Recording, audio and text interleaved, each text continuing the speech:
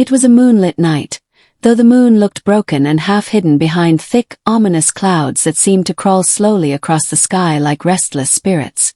Far from the city, standing alone in the middle of a forgotten field, there was an ancient mansion that no one dared to approach after sunset.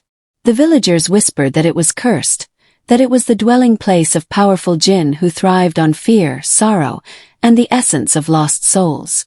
The walls of this mansion were covered in thick moss, dark green and damp, and the huge wooden doors would groan and creak as if they were weeping souls themselves.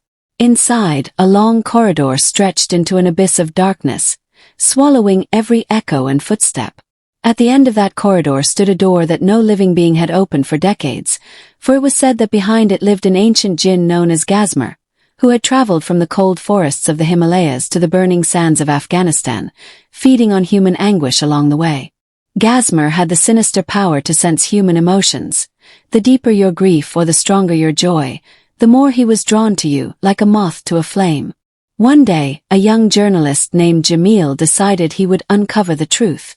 Armed with a flashlight, a camera, and a few small bells he believed would ward off evil, he sneaked into the mansion just past midnight. The moment he stepped inside, he felt an icy draft sweep past his neck, like invisible fingers brushing his skin. His heart pounded wildly, yet his curiosity pushed him forward. He turned on his camera, but the screen showed nothing but static, a gray blur that seemed to shimmer and shift like liquid shadows. As he explored each room, he heard faint whispers that sounded like they were crawling out of the walls themselves, echoing in a language he could not understand. Eventually he reached the final door. Without warning, it slowly opened on its own, producing no sound at all. The room inside was pitch black, so dark it felt as though light had been banished from existence there. Jamil pointed his flashlight inside, revealing blood-red words smeared on the walls. "You will not leave." His legs shook, his breath turned shallow, but an unseen force seemed to pull him forward. Suddenly, he felt a freezing breath behind him, and as he spun around, he saw a towering black figure looming in the darkness. Its eyes burned crimson like two hot coals, and thick black smoke curled from its mouth, carrying a foul, heavy scent of decay. The creature spoke in a low, gurgling voice. "After so long, a new guest. Your soul now belongs to me." Jamil tried to scream, but the sound choked in his throat, dying before it could escape his lips. The mansion's walls seemed to absorb all sound, creating an unbearable silence.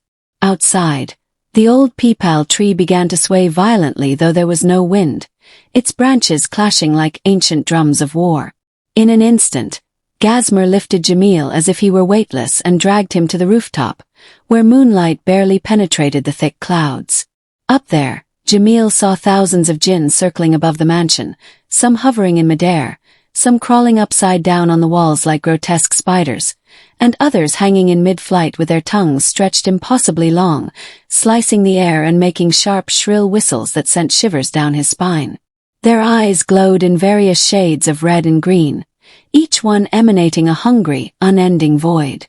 Ghazmar placed Jamil in the center of the roof and began chanting in an ancient, guttural language that rattled the air.